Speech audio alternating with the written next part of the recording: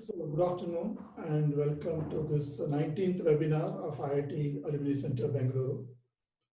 Uh, Let me give a bit of a context for today's webinar on the AI field. During last 2 years, we hosted several events uh, focusing on AI with talks by IIT faculty, industry experts, startups, and others in the ecosystem. And during July of last year, we had a major three-day workshop on AI deep dive technologies, focusing on machine learning, uh, deep learning and vision, as well as NLP and its applications. This was directed by Professor Subhashish Chaudhary of IIT, Director of IIT Bombay. And it had a faculty from various IITs and IISc.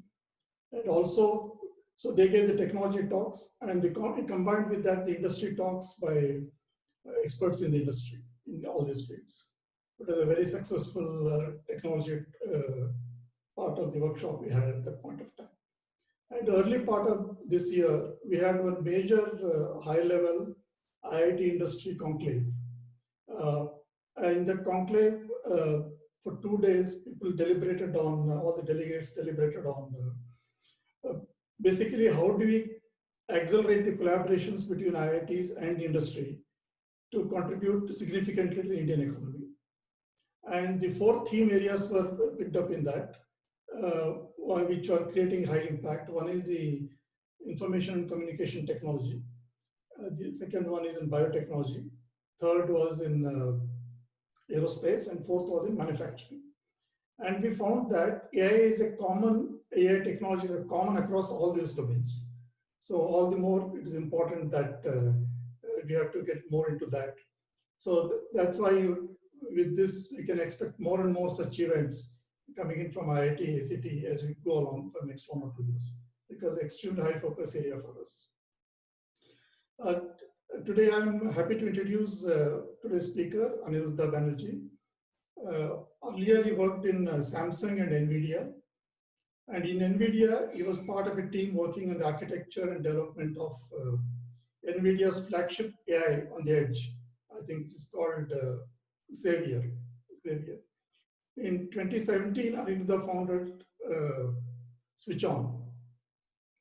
SwitchOn works with automotive and FMCG manufacturing industries to create digital twins of various assets on the manufacturing shop floor using a combination of AI and edge compute systems. So this is right now focusing on these 2 manufacturing segments and using the technologies which they are developed. Aniruddha brings a mix of experience in technology and business to contextualize AI for industry, and also bringing up a startup successfully to scale up stage. And he has done all this in all of 28-year-old, right? I think. So he has got all these experiences of industry, business, technology, business, and successful startup, which has reached a scale up stage now. Aniruddha loves traveling. I don't know how he manages during this COVID times, his restlessness. And the moderator for today's webinar is Dr. Subrata Panda. Subrata is VP Engineering in Capillary Technologies, focusing on AI and data sciences. So he's applying technology to build in 2 areas. One is in in-store intelligence through IoT, AI, and on the back end also, on the edge as well as on the back end. And second, in building AI products around recommendations, personalization, insights. So both are bringing a good technology background and business perspective. So we expect a high level interactive session during this thing. And Subrata is also advisor to many startups, technology startups. So in today's talk, Aniruddha will start with analysis of the current manufacturing trends in the manufacturing sector with specific focus on automotive industry. And also he will cover the emerging trends there now, because manufacturing industry traditionally had been a bit slow in adopting technologies, but now the things are changing. And so we'll talk about emerging trends there. And then he'll discuss on how AI is helping the manufacturing industry innovate on the production and supply chain. I think we use a word called shop floor to top floor, if I remember earlier. So I think this one is focused on really getting into real shop floor and getting all the things out and increasing the productivity and quality of the whole operations. And in this process, he'll focus on his company's experiences also in dealing with implementing this technology, with creating a business value and also monetize that whatever is the value in terms of a good business. So at a logical point, there will be a break. Aniruddha will start with this. And at a logical point, there will be a break. And during that time, some questions can be taken up by him till the top, whatever part he has covered. What I suggest is please put all your questions in the question box. So don't put it in the chat box because we are not monitoring the chat box. So please put your questions in the Q&A box, and Subrat will take up those questions for the response from Anirudh. And also there is the end of the talk, there will be detailed Q&A session, second Q&A session. And around 6:25, my colleague Sushila will come back and just have concluding remarks. And we expect to close it by 6:30. So, over to you, Aniruddha.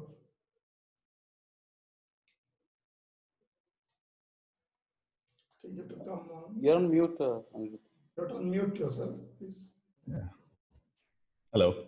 Thank you so much for the great introduction, Anand. And it's great to interact with all of you.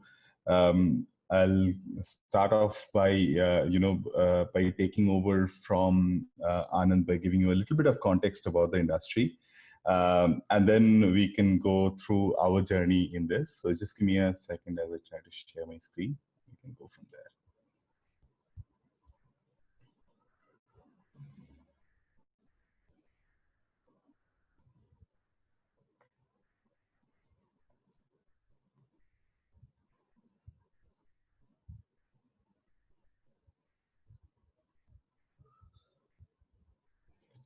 Yeah, I hope the screen is visible. So basically this talk is on real-time AI for the manufacturing industry.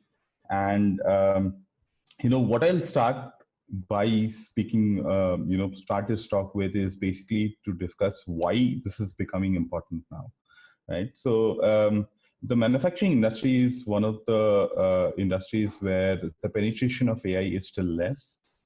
But what is happening in the industry as we speak is a couple of things. So one is, our products are now reaching global standards, right? And, here is basically a comparison of our engines, which is kind of the heart of the car. And you can see that the emission norms are basically reducing drastically, and the BS6 norms are almost at global standards. Here, essentially, the gray bar talks about the global standard and the blue one, the Indian standard. What this means, obviously, is the need for innovation in all of the supply chain, not just from the product side, but also from the delivery side for these manufacturers to meet the quality and performance requirements of a world-class car.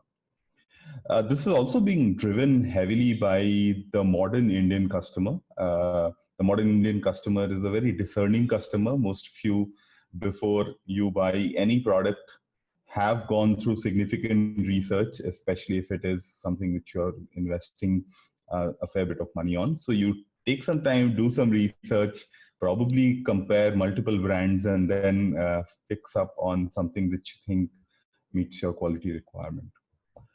The second thing that is happening is, people really talk about a lot of S-curves, right? And IoT and AI was, has come from the peak of the hype to something that is usable for the first time now, right? So in a lot of cases now, you would see AI companies not, talking about just the technology, but also about its implementation.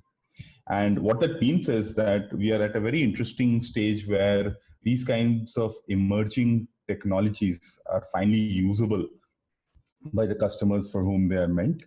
And when we started, while we saw that AI was kind of very, very rarely used, but now more and more often we do encounter use cases in vision, in different kinds of things where AI is kind of the norm.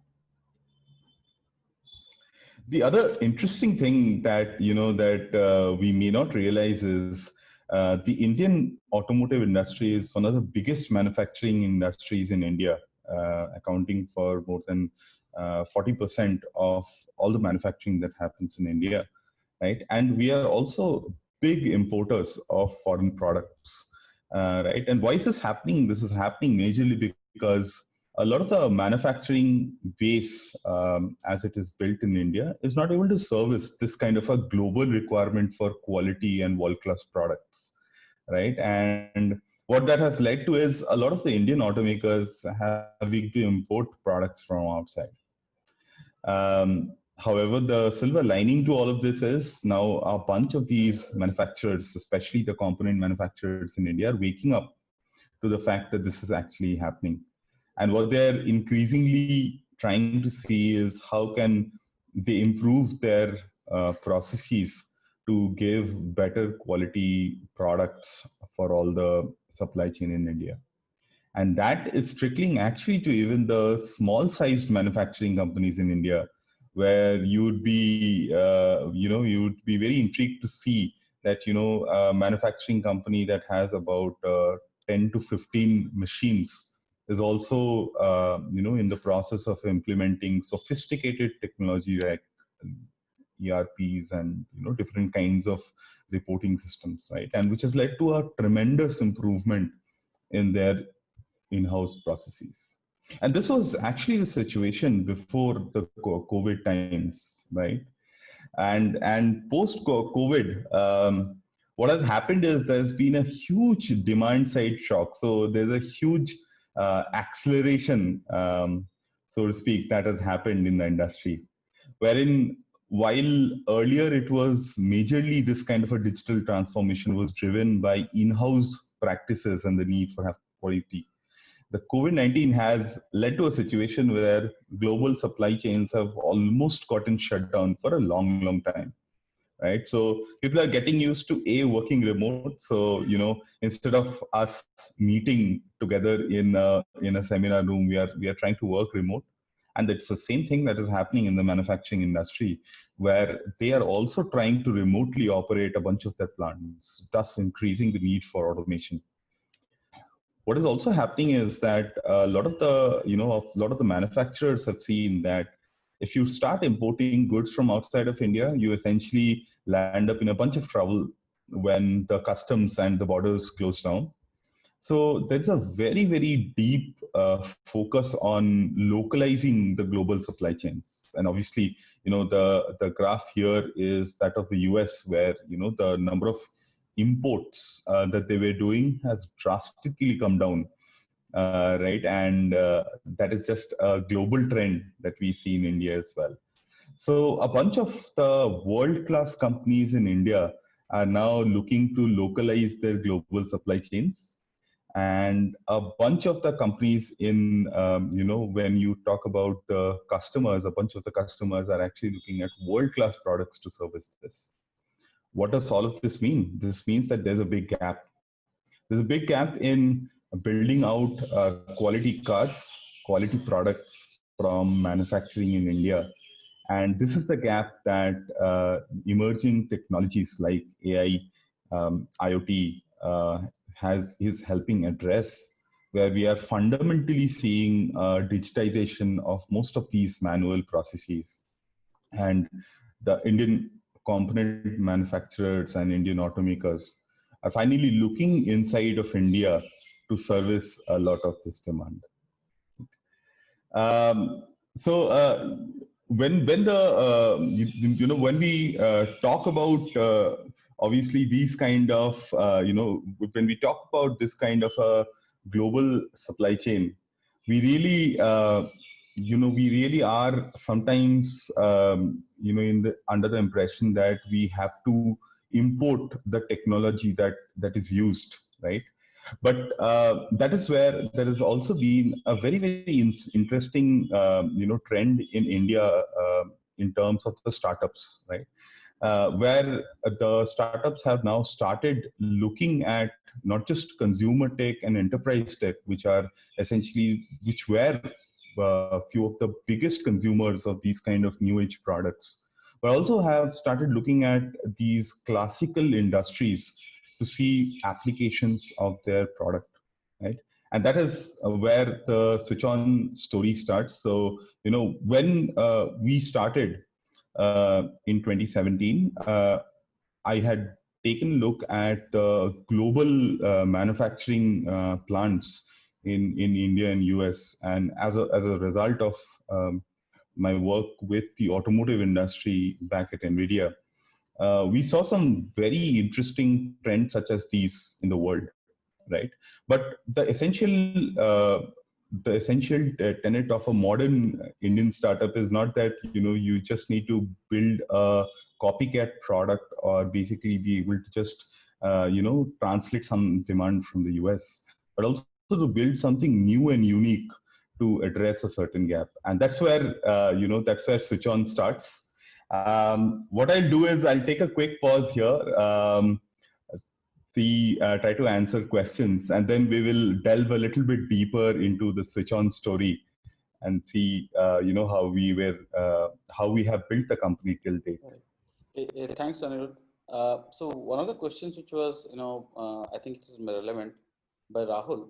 He says that, how to calculate dimension of industrial product by using image data. Very relevant one, right? I mean, so may not be in the line of switch on, but maybe you could try answering that.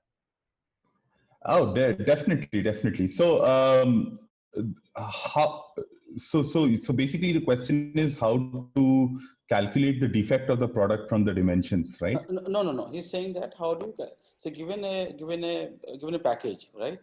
Can we determine the dimensions by just looking at the image of it, right? And I think it's something that a vision engineer and AI would like to solve that, right?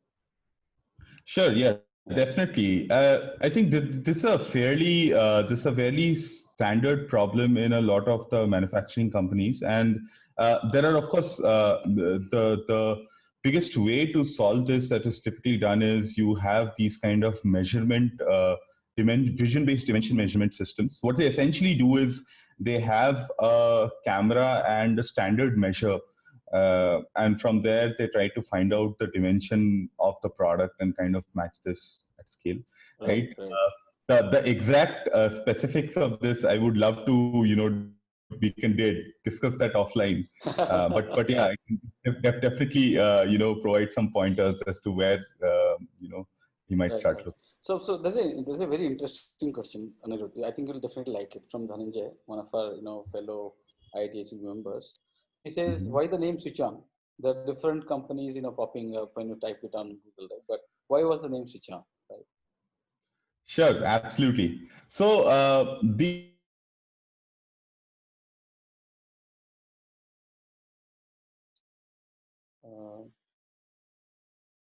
most of these manufacturing assets, and in some senses, improve them in an exponential manner. So the off to on is a very exponential increase in the uptime and in the basically the production. So that's why the name Switch On.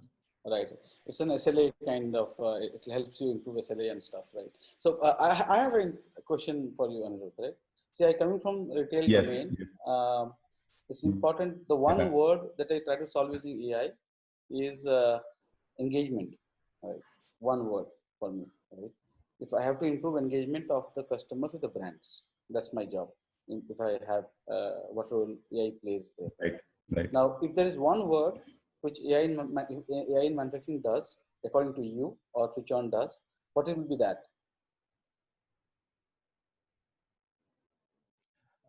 So I would say guarantee asset quality. So what AI does is it basically guarantee of products by creating digital twins of critical processes. Broader classification of what AI does for the manufacturing industry, it essentially causes digital transformation in most of these legacy industries. And what that means is that, you are able to significantly customers as well as significant.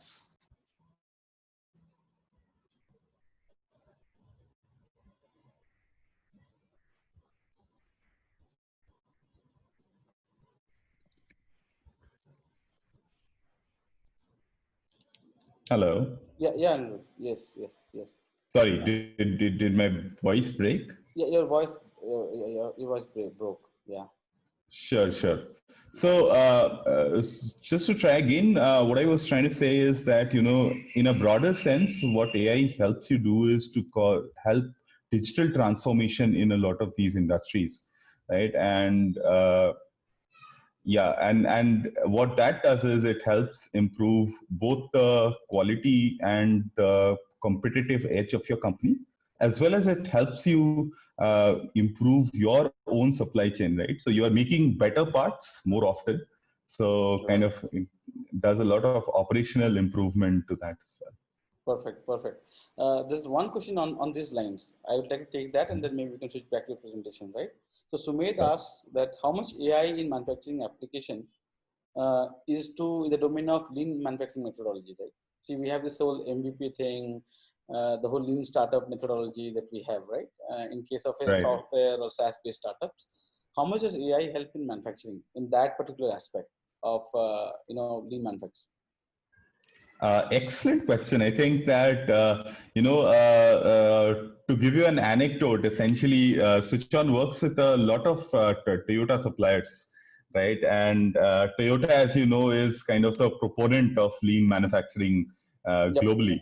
Right. So a lot of the outcomes we give essentially implement different tenets of Kaizen improvement through something called a 4M management, et cetera, right? So what AI is actually, so lean manufacturing is a very legacy, way of ensuring your manufacturing processes are, the top-notch processes that they have to be. What AI is doing in this is it is helping digitize a lot of these processes, and through that it is helping adoption of this even deeper in the supply chain, right? So earlier, for instance, you could only have Toyota implement this because only they had the expertise, the workforce, all of that set up. But what AI is doing is it is essentially democratizing all of this, right? So not just Toyota, but a lot of their suppliers, not just their suppliers, but a lot of the suppliers to the suppliers of Toyota, which are really, really small companies, finally have the ability to implement these kind of lean manufacturing practices. Right. And I'm a big fan of Toyota way. I'm a big fan of that book, right? Yeah, it makes sense. One last question. Sorry, Anirudh, for that, sure. But this is a very relevant one. So I thought we'll pick it up here as well. Sure. So Ramesh has asked a question about, it's the same question like, any VC would ask you, right? Is, or any company that you are implementing this AI thing on, will ask is, what is the ROI on this investment, right? On this space of IoT, or, what is the payback, right, that happens to the company over time? And it's definitely on the same lines. So I thought it's good to take up now. Definitely. So essentially, without getting, we'll talk very deeply about the use case and the product as well, but without getting that deep right now, what we see is that the non-digitized plants have a bunch of gaps with respect to the quality and the uptime of the assets. What this means is that you can have a rejection in terms of your customer. So let's say you shipped a bad part to your customer, right? That went into a car, and that can lead to any kind of financial to even safety hazards of such cars going around. And I'll talk about some of the processes where it is not possible to inspect all the parts. So actually uninspected products do get into the car. in certain cases, right? So which is one big so the rejections for the manufacturer are one of the big things that they have to look after, because in case that crosses a certain threshold, they might lose a clientele. The second thing is that when you talk about operational efficiencies, there has been a remarkable improvement of anywhere between 12 to 15 to even 20% on the operational efficiency of these plants. If you're making 100 parts earlier, you were making 120 today. And all of these combined together basically give both a top line and a bottom line, so to speak, improvement for the companies, right? And we have been, in most cases, been able to quantify this, because most of the discrete manufacturers work in in number of parts produced, right? So guaranteeing more parts go out to your clients, we essentially are able to give them a sense of the ROI. Perfect. I think thanks, Anirudh. I think we should get back to the session again, and then maybe take up questions, two more questions later. Definitely. So just give me a sec. I'll. Sure. The audience is asking good questions. Thank you, audience. Yeah, absolutely. Yeah. Great. I think with this, I'll talk a little bit about our company and then a little bit more about the use case. So Anand gave an introduction about myself. Of course, my co-founder Ovro also has a deep experience in hardware, engineering, and he was earlier a part of Team Indus. And right now, from when we started in 2017, right now we are a 20-member team, which will be sort of India, and we have channel partners, etc., in India and US. Right. So I'll talk a little bit deeper now about the problem that we are trying to solve for the manufacturing industry. Right, and I'll give a few anecdotes regarding when we started and how we got our first customer. Right. So the basic problem we are trying to solve is that of batch failures in the discrete manufacturing, where what happens is that essentially in a lot of places, the parts that you are making are not very high quality. But as you know that, most of these industries are trending towards very high speed assets, right? Where you are making, anywhere between about 8 to 10 parts a second to get to your manufacturing. So as you can understand that inspecting these parts manually is almost impossible. And I'll show you an example soon of the kind of parts that I'm talking about. And what happens hence is that there is a random testing that typically happens. So what is random testing? You essentially make 1,000 parts, and then you pick up one part, see whether it is good or bad, and based on that, qualify the entire batch. So you actually did not test the 999 parts. And they went to your supplier and so on and so forth, right? Obviously, there are different kinds of additional parameters, like they do more welds than are necessary. So in a part, if you are doing welding, right, you don't have to check every weld if you're doing 3 times the number of weld, because even if one goes bad, it doesn't matter. Right, so that's how the automotive industry has been operating for a long time. Also, since this industry is extremely fast and process driven, the losses due to downtime for manufacturing assets is also very big. Right, you can imagine like $22,000 is the loss due to 1 minute of downtime in the manufacturing industry. And then in this, what we have seen is that the issue in the industry is not just the sensorization of these assets, but also the need for analyzing this data, right, and giving them an outcome of that. Here is basically one of our use cases, which I decided to highlight, which is basically the welding use case, right? And on the right hand is the picture of a real weld, right? And it's essentially a cross section. And you can see that, the weld is basically the joining of two metals, right? So there is a metal plate. There are two perpendicular metal plates and you're trying to join them. And one of the biggest problems in such joints is, especially if there are structural integrity issues involved, is whether the joint is proper or not, right? So whether the filling has properly happened in this. But the way to test this is only either by cutting, that weld into half, or by being able to, pass these kind of manual probes on top of the weld to find out that junction. The destructive testing is obviously, I mean, you can't use that part anymore, right? Because you have cut the weld down. And in the manual testing of this, obviously it is, it is a big time consuming process. So you cannot do it for every single weld that you have done. And hence, the random testing is basically, one of the mechanisms in which welds are tested across the, across the automotive industry. Of course, to give you a even higher level snapshot, almost 15 to 20% of most of the manufacturing processes in an automotive is some kind of welding. So it can be a spot weld or an arc weld and so on and so forth. So this is the problem we looked very, very deeply at. And here is an example of a good and a bad weld. And we were able to basically analyze in very, very high frequency what are the parameters or the changes in parameters that are happening when a welding takes place, right? And from there, we were able to design a product that gives you when a weld is good versus when a weld is bad through a combination of course, AI and edge compute systems. And what this allowed the manufacturers to finally do is in real time be able to define the quality of the weld, right? So they could detect all of the faulty welds and all of the good welds and kind of digitize the quality output of all of these welding assets. And that combined with some of our other expertise with the other machine essentially allowed them to create a digital twin of the entire plant for them.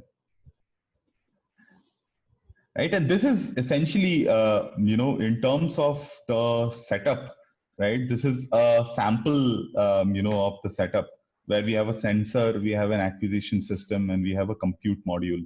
Of course, all of this designed by us, and we were with this able to drive a very unique use case of not just acquiring the data at a very, very high frequency. So we acquire at about 8-10,000 kind of samples a second, but also to be able to analyze within about 60 to 70 ms. And as people in AI might know, that one of the biggest problems of deploying large-scale AI systems is the time it takes to do an inference, right? But most of these processes are very fast.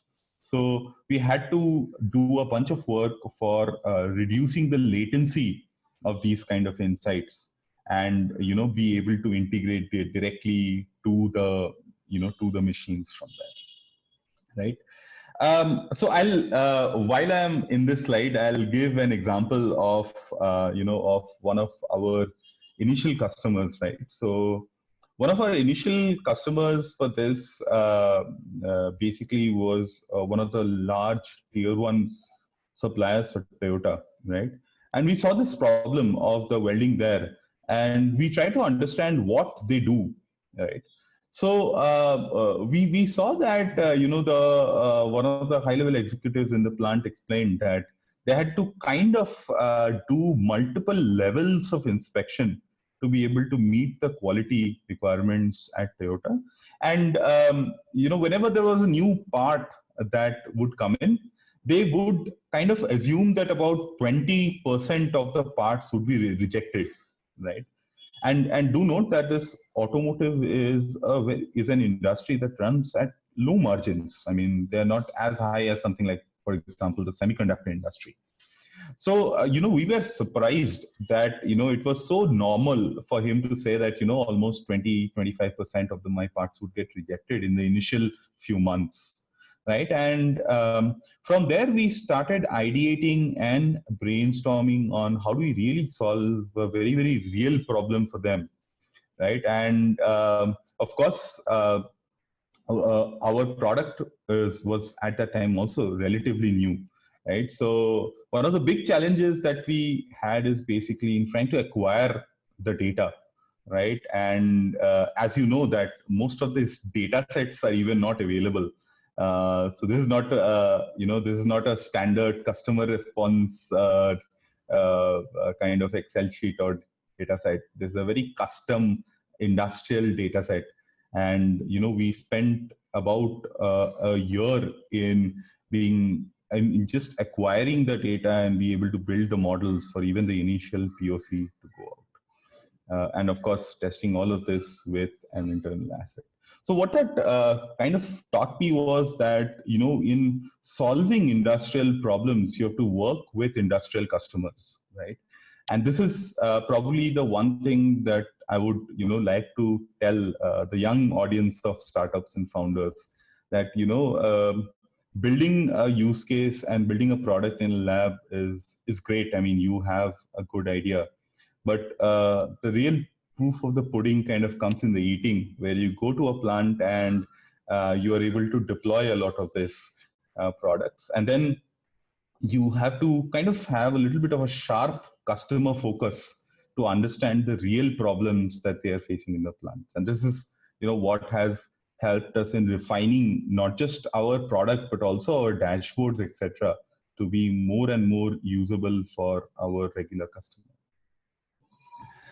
Right. So yeah, coming back, I think that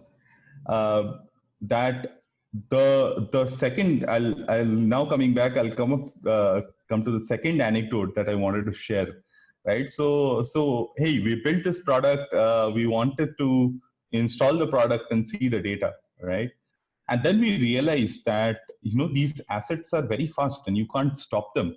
Right. You can't stop them even for a downtime of the installation.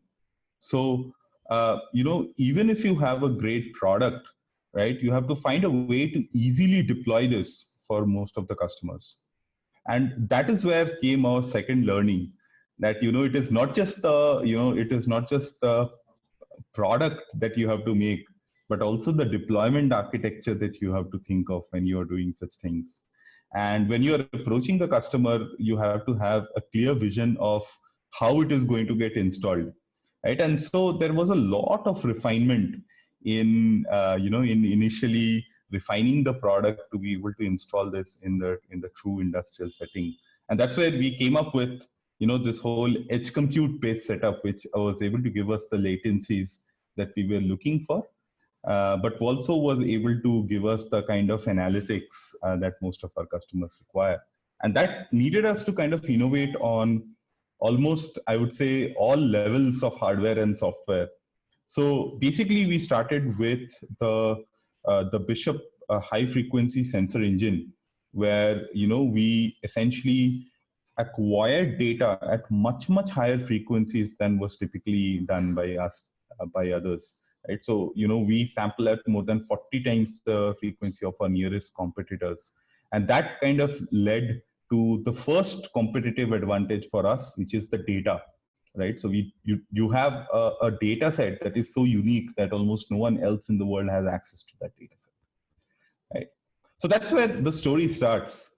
And then we move on to the actual digital twin. So the digital twins typically require a lot of understanding about the data, about the asset, as well as the process, right? So we had to encode all of that in our AI-based models, which essentially took this data and through an orchestrated AI system was able to automatically detect the different kinds of operating modes of these assets. So essentially, it was able to detect the difference between a continuous weld that was happening here and the weld that has these defects. You can see almost these air bubbles that are there inside the weld. So we created a system that was able to differentiate between multiple such kinds of faults, right? And the biggest, the biggest differentiator there was the fact that we were able to do it at latencies of about 60 to 70 ms, right? And that allows us to essentially have these high-speed assets implemented and instrumented. And of course, the third layer of all of this is how do you have now an idea about what is happening in the asset. How do you send this out to your customers? And in a lot of cases, this is where this is where I've seen that let's send an SMS or let's send an alert somewhere. But in this, the focus of ours on the industry allowed us to create very unique workflows for them and allowed us to implement Forem here. And this is where I will go back to one of the questions, right? That this is where it allowed them to increase a lot of agility. So now when you have a new part, you don't have 20 to 25% of the rejections in the initial stages anymore. You can go and experiment very, very fast. So you can tune a parameter, see the output of the weld, and then tune the parameter again and see the output of the weld. And that's where, we were able to increase a lot of the agility and the leanness of a lot of these companies, right? And that's where, that's where these kind of insights really, really help, apart from obviously impacting the top line and the bottom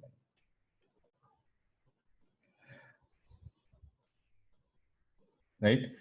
Right? Going from there, I think we basically expanded our So we started with the stamping as one of the applications, and then slowly expanded our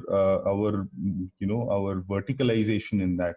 And this is probably one of the other things that I would like to highlight, that in a lot of cases, we try to build these horizontal platforms where we essentially have a lot of use cases being serviced by our platforms. And in a lot of cases, what kind of happens is the whole, you have a bunch of sensors, you build a cloud, and you try to see whether you can fit the sensors in the cloud in some way, right? And give the customers a platform. What our interesting realization through our journey is that in most of the cases, the manufacturing industry is, or so to speak, even the other industries require very specific solutions instead of something more generic, right? And this is, this is where the startups can innovate, because, startups excel at building deep products that have a lot of depth, even though they don't have as much breadth as, let's say, a big company would. But what that depth allows you to do is enables you to attach and attack a lot of very, very industry specific problems, right? And in the initial stages, at least, what helped us is that we were able to verticalize for the automotive sector, right? And then, that whole experience taught us a lot about how to scale this then across different verticals. So what we did is that instead of building a sensor and a cloud and trying to connect them in some way, we approached this from the problem that the customers were facing, and we built up a bunch of the the Xavier Edge compute system, the the cloud and the inside delivery system are all tuned towards the automotive industry and tuned towards some of their practices, right? Obviously, that means that we focused a lot more on their assets, right? So the manufacturing industry, and especially the sheet metal industry, uses stamping presses. They do a lot of welding. They have quite a few motors and gearboxes from the, from the air pressure, etc., those kind of side. And they do a lot of inspection. So they do a lot of surface inspection to understand the finish of the post-produced product, right? So we added support essentially for all of these different products, essentially enabling them to have one platform at least to operate their plant and to create a digital twin of the plant.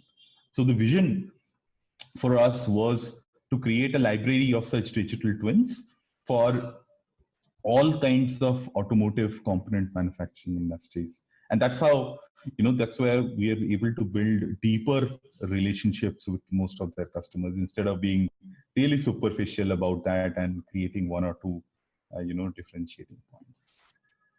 And this is where, I'll digress a little bit into our journey. So So we started in 2017, in about the mid of 2017.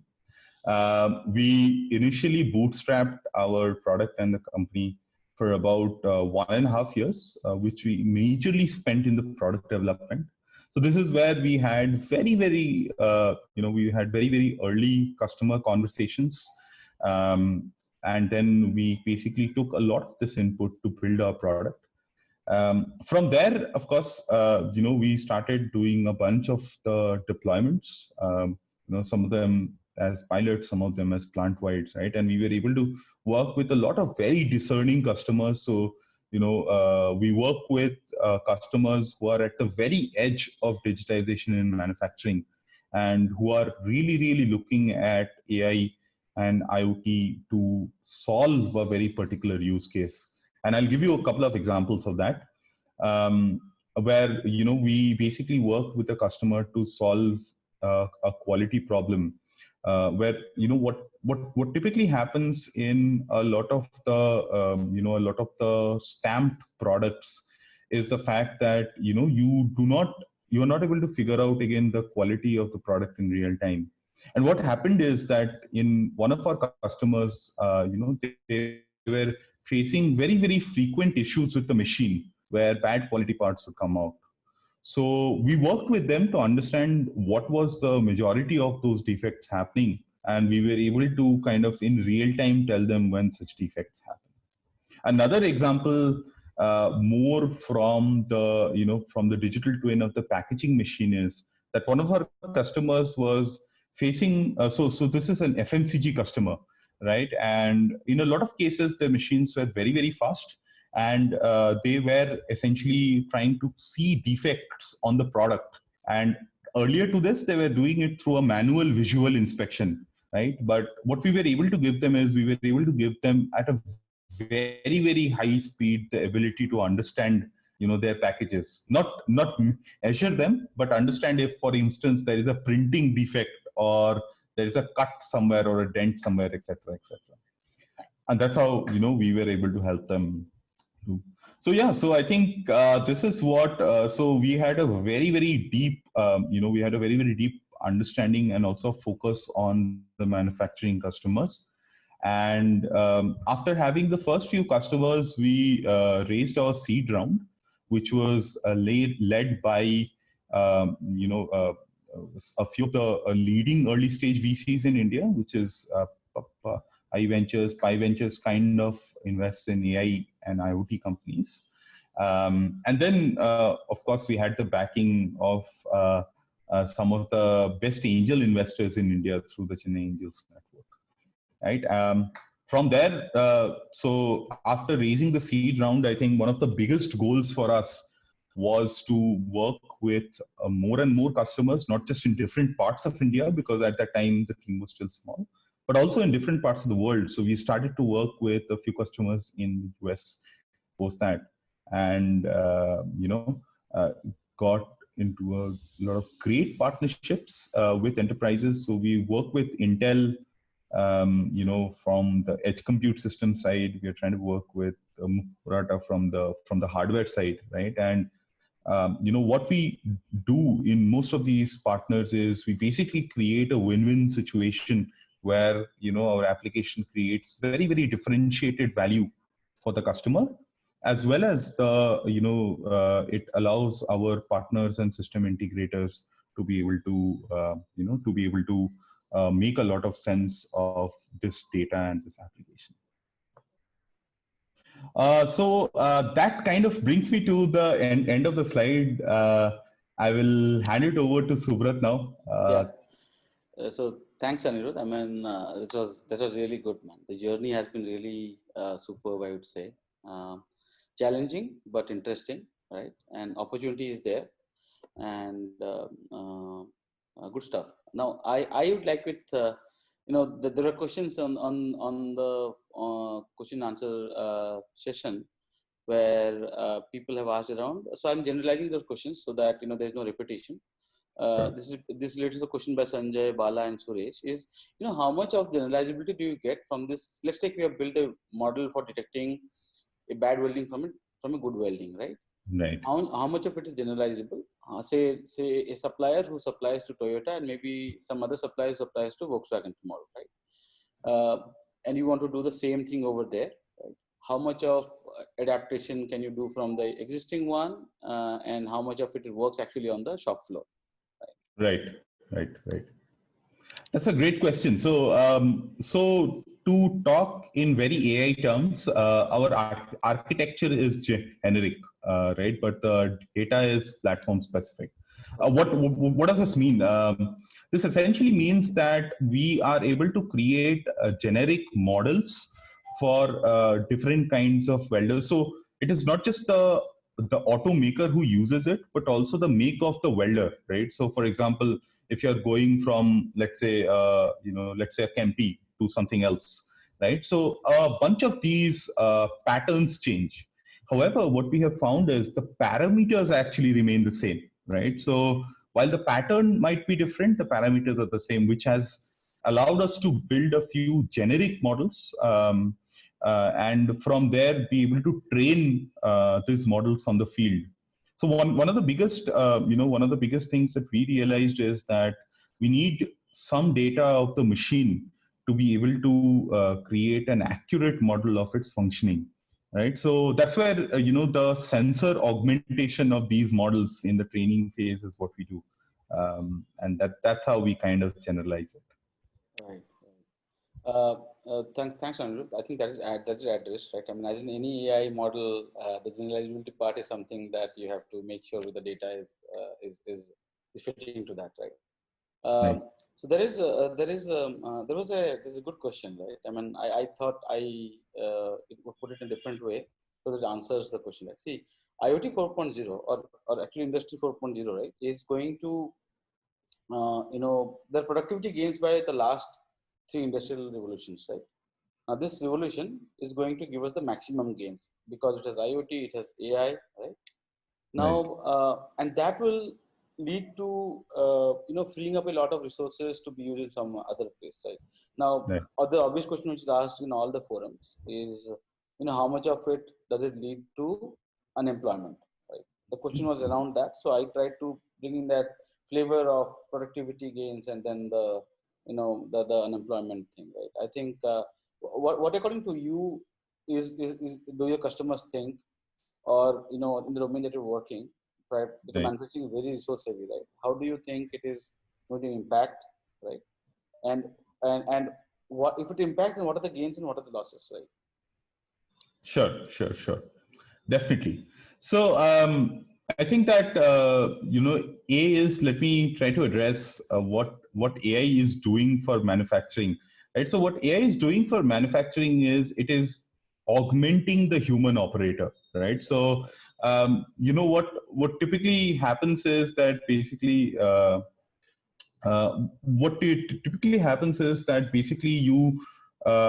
you already did a manual inspection of most of the parts, right? But the problem was that it is impossible to manually inspect, right? Tenths of parts a second is something that a human really cannot do. Right. Also, not just that, what we have seen is there are a bunch of accuracy problems when you are manually doing such things, right? And what that leads to is essentially loss of business, right? So if you do not globally compete in a market, then you are essentially it's just extinction. You're just trying to postpone extinction for yourself. So a lot of these products essentially augment the operators by saying that this is where a bad product got made, right? And in most of the times we see it's actually a defect either in the process or in the method, etc., right? So that's how we would, with these technologies, finally we would be able to compete in the global market. And I think this would lead to long-term gains in the Indian manufacturing scenario, right? So I'll give you a very very concrete example that I saw very recently. That there was some talk of how manufacturing was moving from China to India, right, and to the other Asia Pacific countries. Right. And in one of the forums, there was this discussion around whether India is equipped to handle that supply chain, right? Does India have the tech? Does India have the expertise, right? And in a lot of cases, people argued that, for building niche critical products, India actually still needs to implement the tech, right? So here's the opportunity. Here's the opportunity to build a differentiated manufacturing and design house, and AI is a way to augment that. Right, perfect. I second that thought, Anirudh. And I think the whole thing is, the scale at which you can do things. You just don't, you have been added with so much of hands, so many hands in parallel, right? You can do finer things, right? So there is one more question on additive manufacturing, which I will take at the end, right? So there is someone from Ford, Murli, right? He asks that, the weld picture that you presented, was it from destructive test or from an ultrasonic inspection, right? And what is the sample size that you take out of a set of 100? And how do you make sure that is generalizable, right? That's a very deep question to manufacturing, right? I think it will be interesting for you to answer that. Absolutely, absolutely. So the weld picture so I had shared two pictures. One was a cross section of the weld, which was basically showing the two, the two metals joined.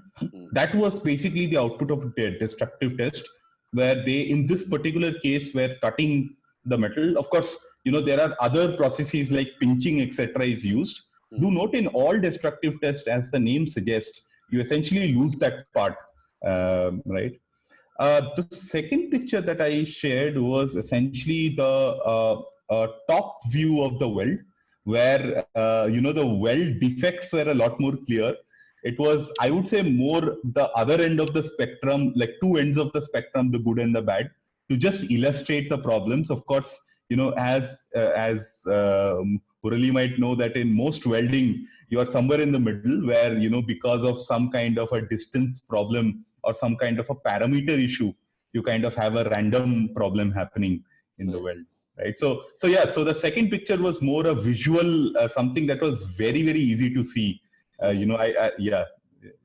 Right. The question that is one of the questions that is coming around, the general theme is, what is the validation methodology the customer uses, and what do you use to convince the customer, right? See, modeling AI is in your hands, right? The gains that the customer sees is how he validates it, right? So how did you work in your case? Very, very good question. So in the initial days, we essentially benchmarked this against a human, right? So what we did is we just said that, all the defects that we see, basically, we will pass them on to a human, and then they can do a destructive testing of this. So they can cut the weld in half now and validate whether this is correct, right? That was in the initial days. I mean, that's it, right? That is really how far you can get. Right. And we have to do this. We have to do it. Actually, even now, when you are talking with bigger companies, right? We go into a pilot phase where we actually validate every output that we give for the system, because the idea is that there would be no one other than this AI system, and you have to be 100% accurate. There is no doubt about that, right? Because now it is squarely on us. In case a badly welded product goes out, it's squarely on us. So that's how that's how the validation happened. Of course, now it has become a lot easier, with a bigger customer base, and with a lot of examples around, how a bad weld looks, what are the different parameters. It has become a lot easier. Right. So what I would say, just to generalize this is like, we need to make sure that we are at least as good as the human on the floor, right? Absolutely. That's Absolutely. Something which is the benchmark that you have to meet, right? Right. So Amit has a question around this, that we were talking about digital twin in the session, right? And what, according to you, are is it like first principle based or data driven based? I guess data driven is the answer, but you can elaborate, right? But how are you using the digital twin across in the life cycle of the product, right? Right. Absolutely. So to answer the question of the digital twin, right? So it is, of course, majorly data driven right now. We do look at some physical parameters as well, to validate the parameters, etc. But it is not, it is essentially, I would say, even though it is primarily data driven, it is kind of a combination between a first principle modeling and the data. Okay. Why that is kind of required is in a lot of cases we have to validate the data itself, right? And as most good AI engineers know that a chunk of the work actually happens in the data. Right. Agreed. Even before you write the first model, right? Even though what comes out in most of the theory is, you build a really complicated model and it helps you solve a use case. Right. But as most people who have been in this domain for some time realize that data here is king. If you can get clean data of 100 days, you are golden. I think you are good to. From there, I'll go to kind of how we are using data, right? So what we do is we basically have, as I mentioned, we basically have a generic architecture that we have built already with our current experience. What we do is we do an on-field training of that data on these different kinds of welders. The good part is now we have been able to design a kind of scalable system for automatically training all of this. So this system kinds of automatically collects the data, analyzes it, through customer and team inputs, and is able to build a model.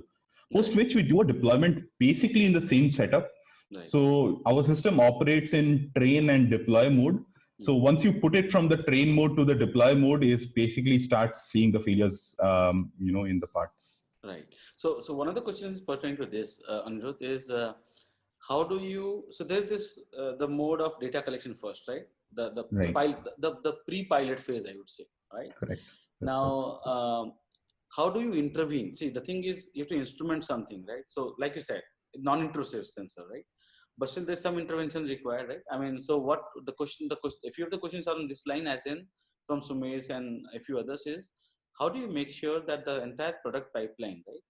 Mm-hmm. People agree to work with you on the shop floor. How do the customer agree to work with you on the shop floor? And primarily the guys who are there on the shop floor. Right. So,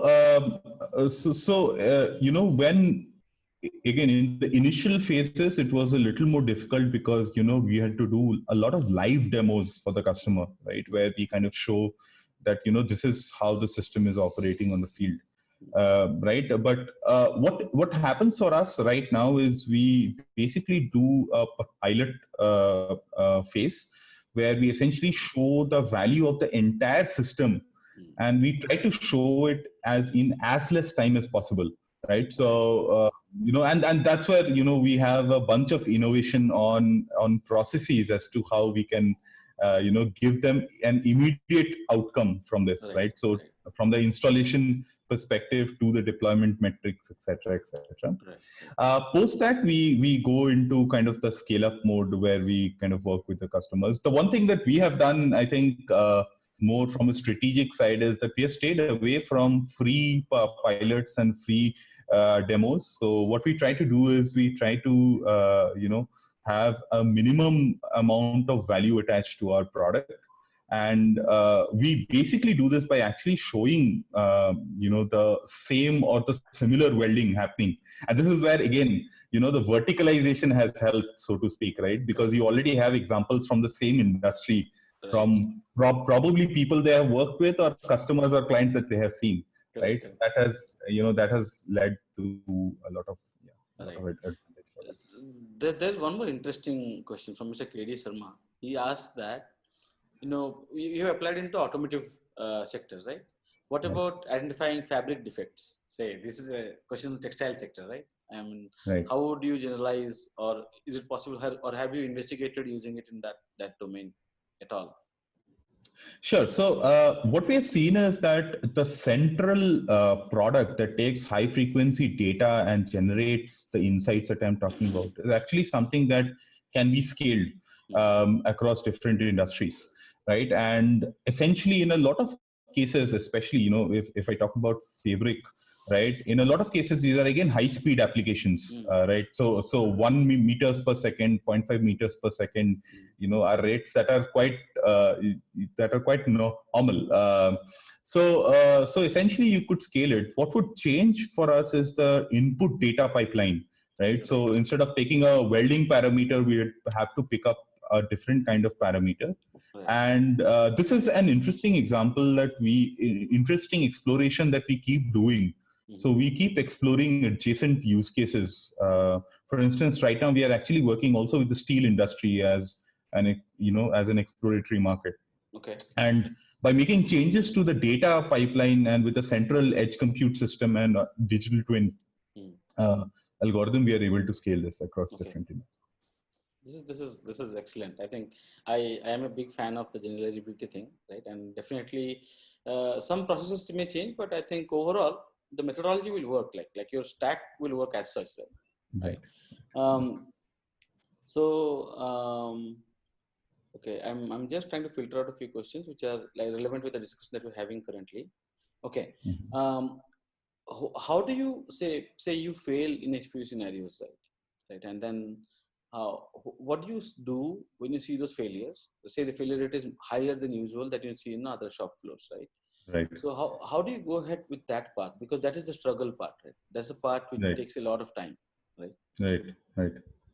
So what we do is that of course, we have an industry specific reporting and all of that, right? So we kind of send reports of these failures, etc. But what we have realized over time is that working with the customer again is very, very important. So we have specific customer success rule in our company, whose only job in the company is to ensure that the customer is successful in what he is trying to do.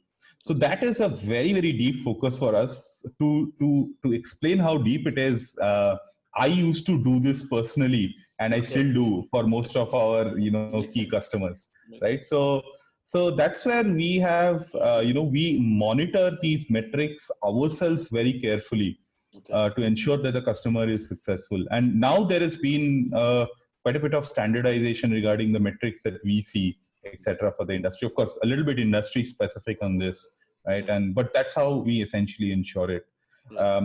Slowly, once this momentum builds up, though, what we have seen is that the customer starts kind of adopting this, and that's what has happened for a few of our customers. Right.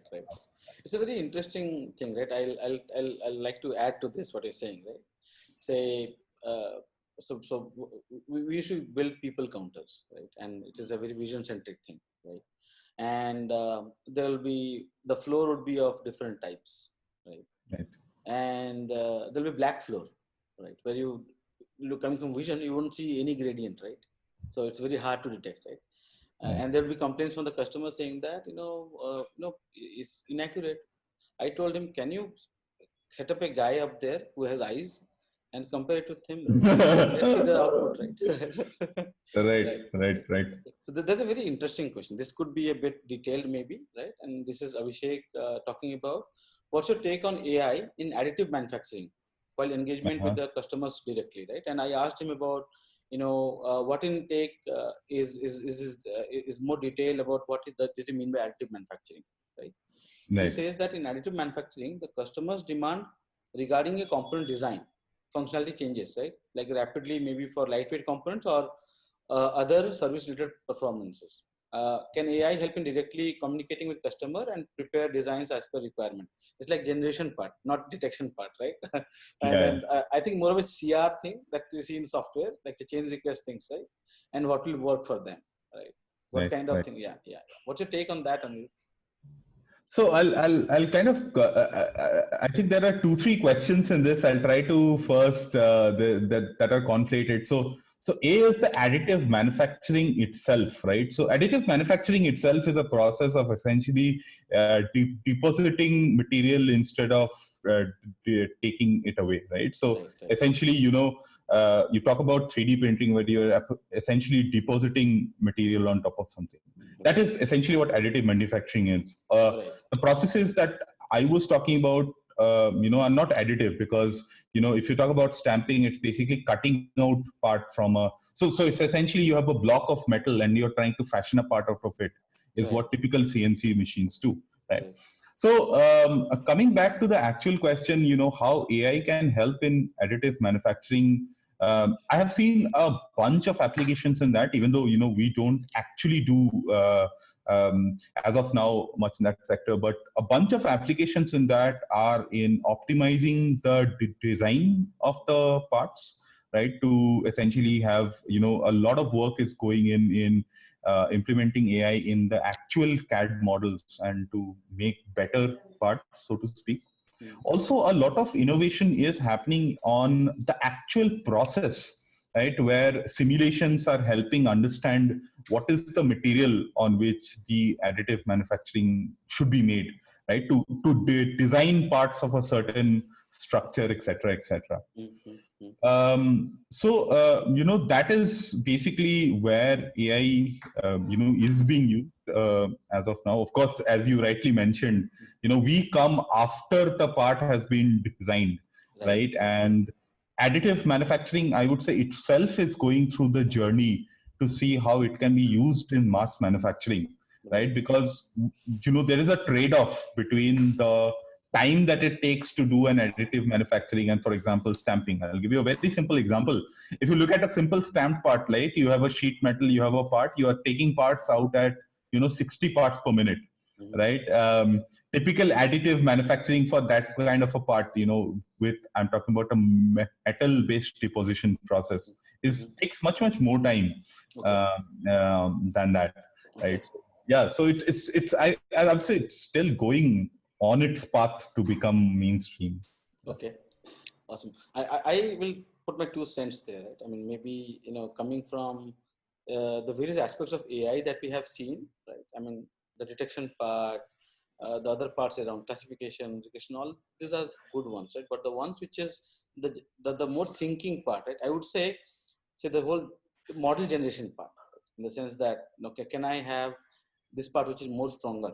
What all do you think can be which where RL or GANs can be used, right? I mean, those I think are.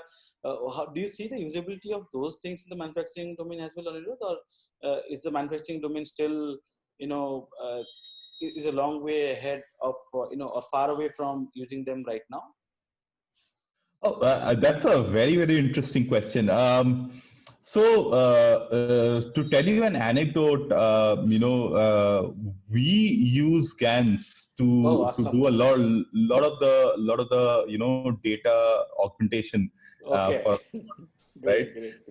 So probably, but I'll just draw one small difference though, that GANs etc. are all ways to implement a certain problem. Right. Perfect. So the automotive as an industry, they have a bunch of use cases, right? And what we have seen is they fundamentally don't care. You could, for all you care, you could have a human looking at a feed and saying that it is good or bad, right? They don't care. As long as, it allows them to augment their process flows. Right. But as an anecdote, we do use GANs internally to do some of this. Awesome. So there is an interesting study from an interesting thing from a student, right? Pranav. He asked that research. So there is unavailability of data sets publicly, right? For these kind of manufacturing kind of examples, right? So how can possibly undergrad beginners like him, or I don't know whether it is him or someone who they can work on these projects, right? Maybe internship is a good option, but you can think of and answer this question, right? And are you planning to put some data in the open sometime in Kaggle or something? Is that was one of the question also? Sure. I think that for these kind of very differentiated data sets, one of the I think one of the only ways to work with this is to work with companies that are doing this kind of state-of-the-art work. Right. Of course, we have some internship and full-time positions open at SwitchOn, and I really encourage, in case you are interested in the use case and in adding value, I would highly encourage to get in touch with me. Outside of that, though, to answer the Kaggle question, as of now, we still are in the process of collecting a lot of this scaled-up data. Right. I would love to do that, but I don't want to do it in a premature manner, right? Where, the data itself and the use case itself is something that we want to have enough data around so that it becomes useful.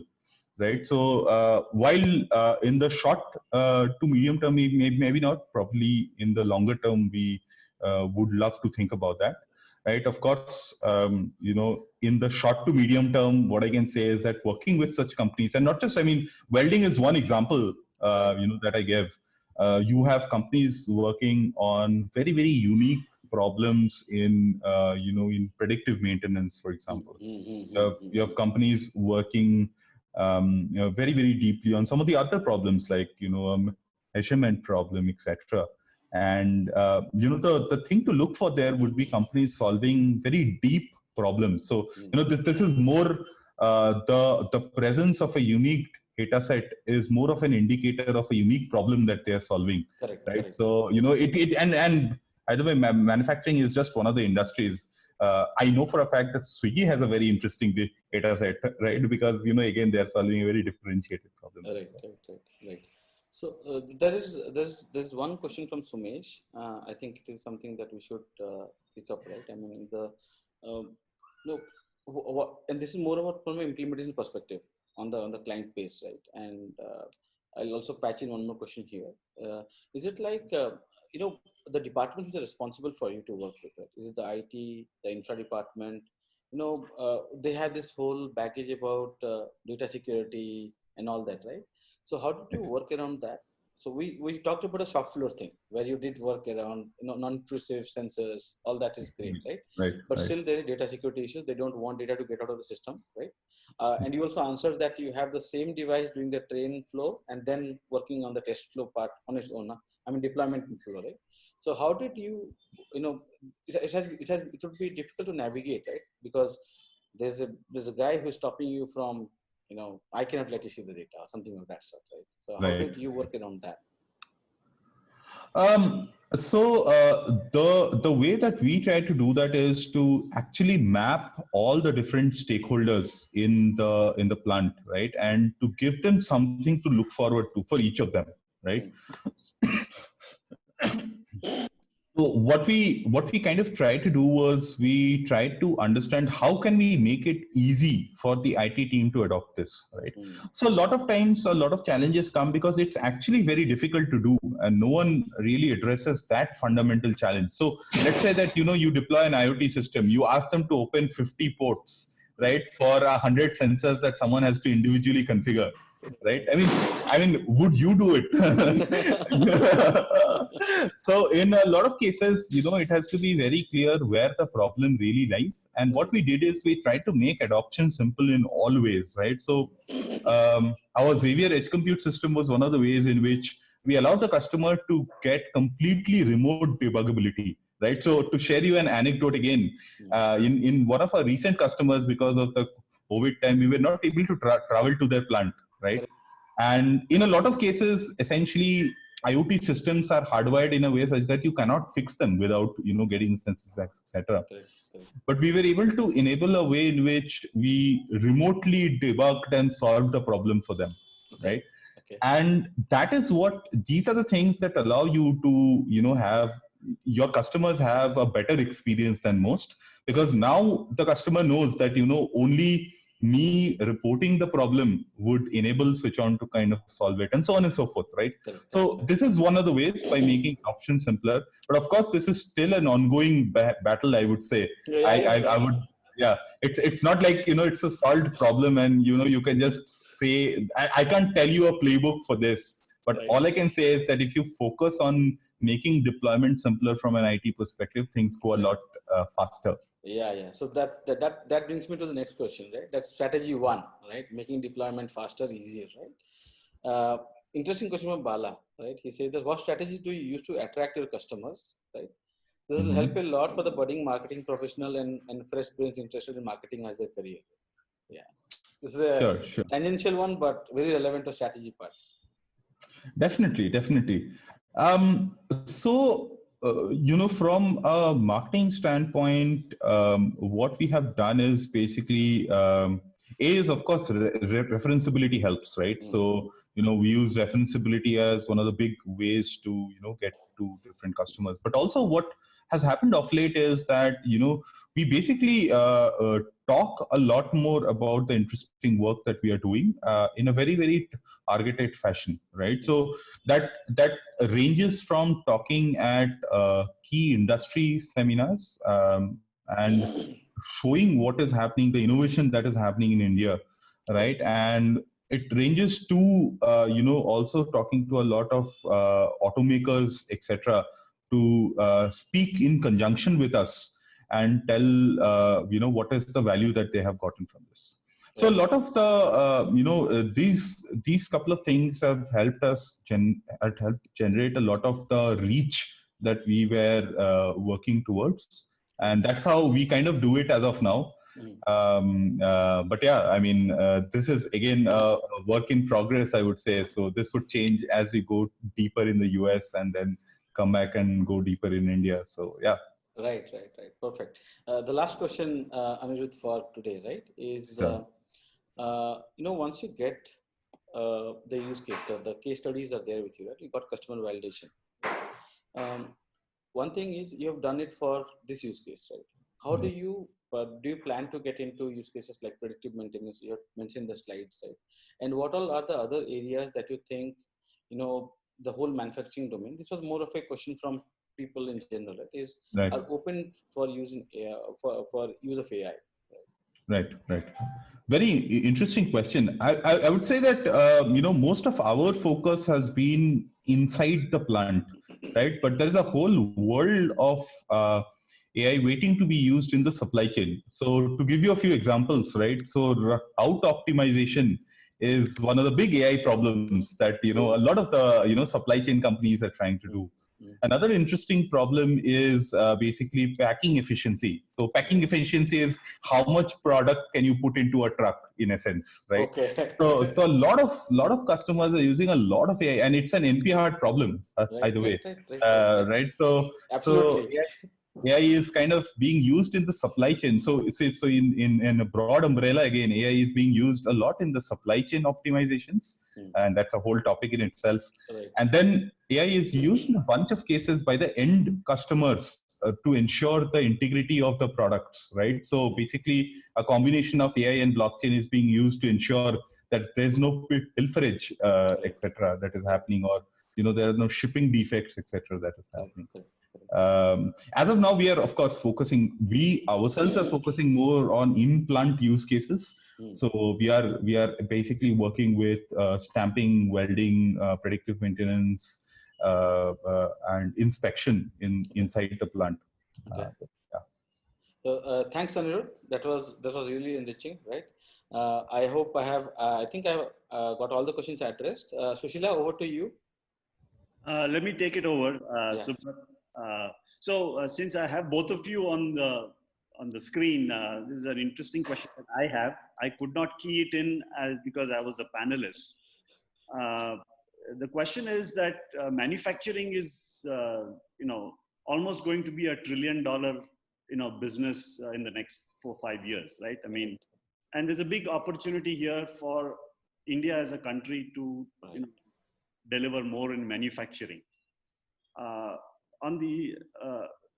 In parallel, I think there are lots of startups like SwitchOn, and I'm sure you've got hundreds of competitors around you who are in the market, and there is a clear use case for good data sets being made available, like a Kaggle, but available for public good, so that young startups, when they start their life, they have all the smarts, but they don't have the juice and the money to actually be able to invest on sourcing data sets. And more so when it comes to vision like applications. And Anirudh, this you're from NVIDIA, in the past. There's a need for heavy duty GPUs being made available, which are expensive. So you are looking at and saying, from a manufacturing perspective, if you look at the top 2 or 3 industries and say, okay, these are the data sets that I would ideally like to see available in public good to benefit a whole bunch of startups. If that is the question, what would your answer be? And after hand it over to Anand to conclude this session. Sure, definitely. Thank you. I think it's a great question, and it's a very deep question, by the way. In my personal view, I would say that critical industries and data sets. Maybe something like oil and gas, right, which is a very critical industry with a data set that is not available. I would rank the industries based on that. So how critical the industry is. So I would say that oil and gas, heavy manufacturing, and critical pharma data sets. Again, manufacturing data set would be a few of the top data sets that very few people would have access to, right? And of course, bringing them out into the open can unlock a lot of value. So a lot of these companies, to give you some context as well, right? So a lot of the companies have open innovation challenges right now, right? Because everyone in the world is waking up to the fact that, this is all an ecosystem, right? So, if you start building from your shoe to shirt, then, you can't build any of the products well. So what they have all actually woken up to the fact. But I would say that if a push were to be made, critical industries like oil and gas, automotive, pharma would be the industries where key data sets being available, and startups working on them would add very differentiated value. Right. Thank you so much, Anirudh. Perhaps we can have a deeper conversation offline. Anand, all yours. Sure. I think Anirudh is a very interesting talk, and you came with a lot of examples and real use cases, no? Real practical situations when you say the automotive industry, the rubber hits the ground, no? That kind of a thing. Right. So those cases you have taken up, and very thankful to you. Thanks, Subrat, for handling this very well, and you coming from your own perspective of AI and FMCG sector and retail, and more from the user experience perspective and insights. I think it was a very good discussion without getting too much into formula and other technicalities. I think it's very well this thing. And I would like to just say something on from what Ashok was saying right now. This is just a thought process. If you take this, you're talking about tier 1 suppliers to Toyota and all, you're giving some examples. Then you give tier 2, tier 3, tier 4. But there are many, the supply chain, there will be many people, right? And if you take these sectors we talked about, if you want to focus on where you want to create a database and other things. And if you go in the supply chain at very low level, there will all be small SMEs. And in India, 80% of the business comes from SMEs, right?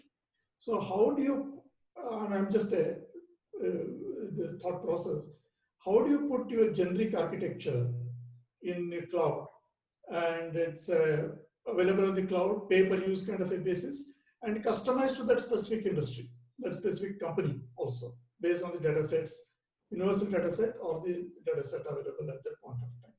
Maybe, I think you started off with democratizing AI in manufacturing. This could be one path. I don't know how long it will take to reach that kind of a thing, but we don't know. That could be, then it gets up, the whole chain gets affordable products without disturbing their people and all that, because it is not automation, it is not replacing people.